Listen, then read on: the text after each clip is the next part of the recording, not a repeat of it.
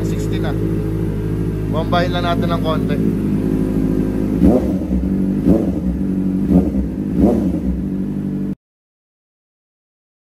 Yo, what is up mga kosa? Welcome back to another vlog.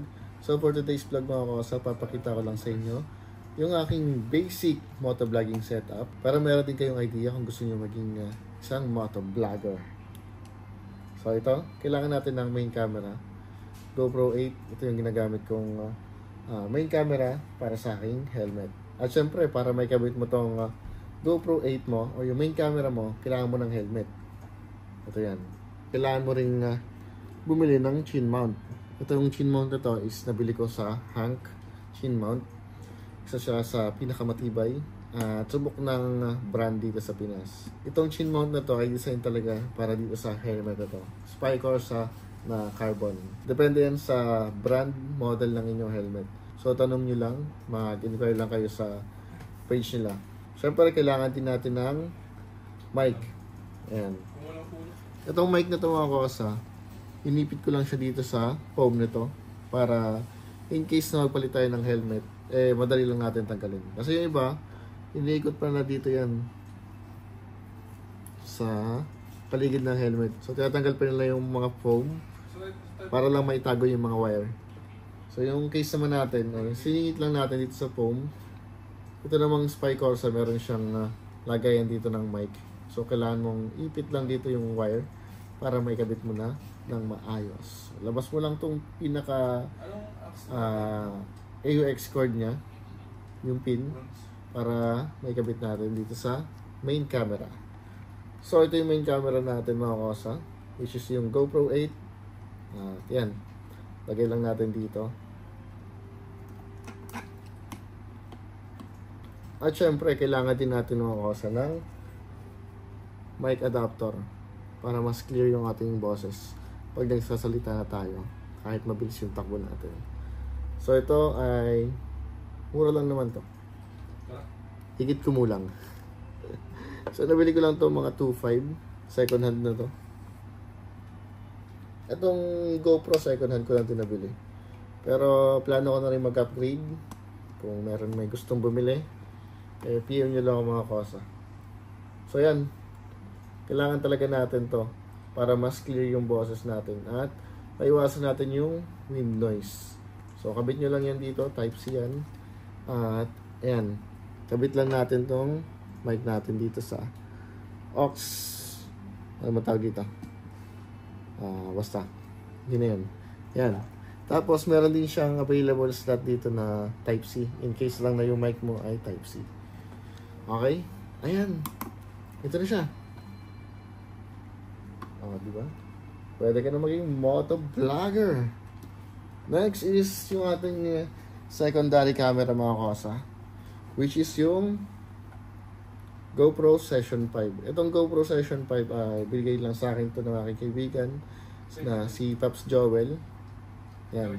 Shoutout sa iyo Pops Joel. Thank you sa sponsor. Ayan. Ito, pakita ko sa inyo yung isa kong mic. Ayan. Kung meron kayong mabibili nito, yung dead cat, yung parang mga balabalahibo, para ano ito, parang wind noise reduction, malilesen yung wind noise. Ayan, maganda rin to. Mura lang to sa Shopee, around 50 pesos or 70 pesos. Ito yung extra kong mic para sa isa kong helmet, kasi dalawang helmet ko para palit-palitan lang. Meron akong strap na chin mount dun sa aking isang helmet. So ayan, ito sa GoPro 8 to, Telesin brand. Ito yung may dalawang battery. Ayan, kailangan mo nito extra battery para syempre may iwasan mo yung pagkalobat. For example, may maganda kong view na gustong makuhaan kaso lobat ka na, at least ito may extra kang battery. Although nasira na yung original na GoPro battery nito, pero okay din to kasi mura lang to. Dalawa na siya, may charger na rin siya. Ang price nito ay nasa 1112. Nabili ko siya sa memory.ph ata. At syempre para tuloy-tuloy ang ating biyahe at tuloy-tuloy ang ating recording, kailangan natin ng power bank. Yan. Ramos. 10,000 milliampere. Maganda ito mga kosa. Pwede sa phone, pwede sa battery natin sa GoPro. Tapos meron na rin siyang cord. Ayan o. Type-C tsaka yung para sa iPhone. Goods. At syempre, kailangan din natin ng anong tawag dito? Gusto anong tawag dito? At syempre, kailangan din natin mga kosa ng card reader. In case na lang na mag-i-edit kayo sa laptop or sa PC, para yung files nyo from GoPro, matransfer nyo sa inyong mga PC or laptop. Yan. Nabili ko lang to around 350, 340. Ang brand niya ay Ugreen. Magandang klase ito mga kosa. Or kung wala na kayong extra storage mga kosa sa inyong laptop or PC, or nakiki-edit lang kayo, for example, nakiki-edit lang kayo sa mga tropa, okay din to. External mga kosa. So, lagyan nyo dito yung mga files nyo para safe lahat ng inyong mga video. Alright! At syempre, pwede rin kayo mag-edit sa PC. Sa cellphone. Ang ginagamit ko lang na editing app is yung CapCut. Maganda yung mga kosa. Kasi wala siyang watermark. Dahil pwede mo naman siyang delete sa kahuli-hulihang video. So, yun lang naman yung basic setup ko. Itong front cam ko, nalagay ko siya dun sa side mirror ng aking motor. Kung ano mang pwede kong gamitin doon, yung Rouser, ADB, or yung ZX4R. Pero madalas kong gamitin to ngayon is ZX4R. Kasi meron ako dong GoPro bracket. Sobrang basic lang mga kosa. Pero syempre, magastos pa rin ang pag-motovlog. Dahil hindi biro rin yung mga gastos. Ito, for example, second hand lang. Ito, siguro nasa 7 to 8,000. Itong maliit na to. Or 5K. Depende. Ito, bentahan ito siguro nasa 10K na lang. Nabili ko to last time. Way back 2022 or 2021. Nabili ko siya ng 13,000. Ito lang, GoPro lang. Tapos yung mismong charger niya. At bumili pa ako ng adapter, which is yung 2.5. Siyempre, chin mount. Nabili ko to ng 700 pesos, 800. Bumili ko na. At ito, helmet. Siyempre, kailangan mo ng helmet. Nabili ko ng 11,000 plus. Hindi ko pala nabili. Bili pala ito ni Hachi. Sa motovlogging mga kosa, hindi pwedeng mawala ang motor. Kailangan mo yan sa pagiging motovlogger. Kasi hindi ka magiging motovlogger pag wala kang motor. Kung meron kayong front cam holder, pwede kayong maglagay dito ng front camera nyo. Ito, nabili ko lang to sa MotoWolf. I think around 320 to 350 pesos lang to. Sobrang laking tulong yan. So, ayan. Kung meron kayong extra camera, action camera, pwede nyo lagay dito. So, luwagan nyo na lang yan. Tapos, tapat nyo dito. At, tsaka nyo ilagay yung front camera nyo. Wait lang, lagay ko para makita nyo.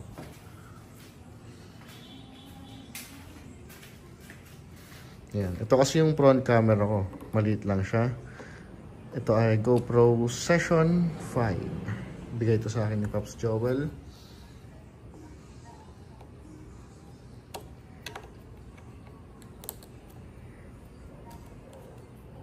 Yan. So, yan. Ayusin nyo lang yung angle para makita nyo yung itsura nyo ng maayos. Ayan. Yan siya. Diba? Ang ganda ng kanyang pagkaka-mount. Tapos dito ko na siya minount sa kanyang side mirror. At ganyan naman ang itsura niya pagka sa front view. Sobrang helpful din ito sa mga kuha mo. Dahil meron kang kapalitan, hindi lang basta sa kalsada nakaharap yung camera mo. So, may alternative kang view dito sa harap. So, makikita ka din habang nagsasalita ka or nag-explain ka ng kung ano-ano or may kinikwento ka, meron kang camera na nakatutok sa'yo. Gusto ko rin sana magkaroon ng 360 camera para meron naman tayong view sa likod or kahit sa harapan para, ay alam mo yun, paikot-ikot lang. So, hindi ko pa ito nagagamit since nung kailan ba yung last ride ko? second week ata. Second week ng January. Yun yung last na gamit ko to. So baka 2 weeks ko lang dito nagagamit. Sa akin mga kosa, di pa tayo makapag-ride sa Marilaki.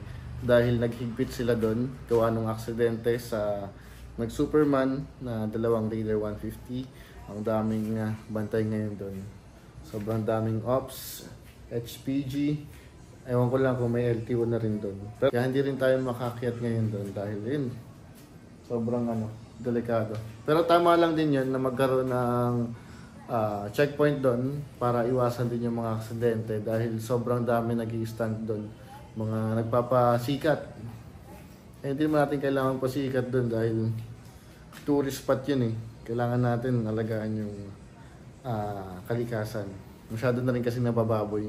Tatambay doon yung mga pinagkainan, tapon lang doon sa gilid-gilid. So kung mapapansin nyo, pag tumambay kayo doon or nag-stop kayo, silipin nyo yung side ng bangin. Ang dami ng kalat, mga basura, plastic, at kung ano-ano pa.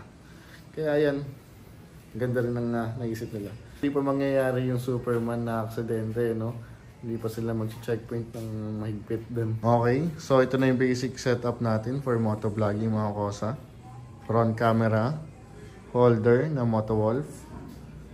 Siyempre, kailangan natin ng helmet, camera, itong mic, adapter mic, at siyempre, kailangan natin ng motor. Hindi pwede tayo maging motovlogger kung wala tayong motor. Ayan. Ito yung motor. Ano pa ba? So, ayan. Bili na rin kayo ng balaklava para iwas pawis. At ito yung ating isang motor. ADB 160. Pogi, no? Sheesh! Dahil binilag na rin natin itong mga kosa. Nilabas na rin natin itong motor sa kanyang parking. Eh, paandarin na rin natin. Dahil 2 weeks na rin siyang hindi na i-start, eh baka malobat na. Kaya, start na natin. Linis, no? Pasensya na po mga kapitbahay. Takpan ko na lang.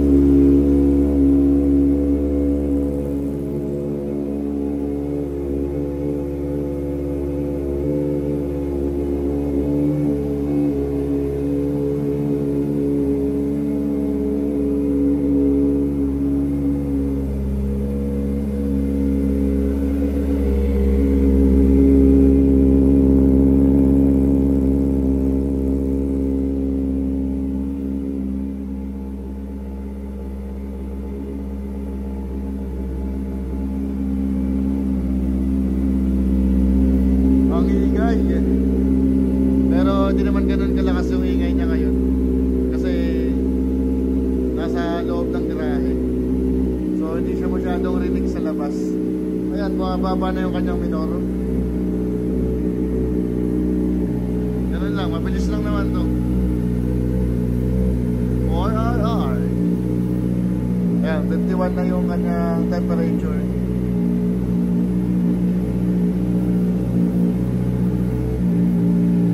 Pero kung meron kayong mas magandang camera like GoPro 13, mas okay din siya dito.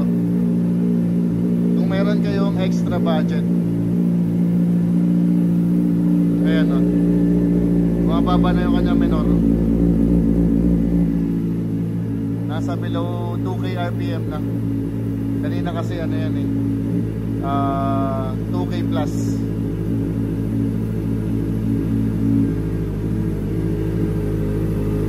Ayan, 60 na. Bombahin lang natin ng konti.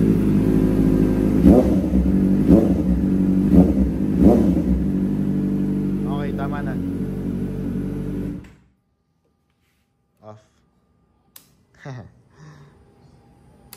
Okay mga kosa, ito ko na rin tatapusin ang aking vlog. At kung meron kayo matutunan sa aking short vlog, huwag niyong kalimutan mag-subscribe, like and share ng ating vlog. Alright. Ganun din sa aking Facebook mga kosa. Tsaka follow nyo na rin yung aking TikTok account. Yan. Lagay ko na lang dito yung aking TikTok account. Ito siya. Hihi. Yan. Okay mga kosa, thank you for watching. Always ride safe and put God first. See you on my next vlog mga kosa. Peace out. Bye-bye.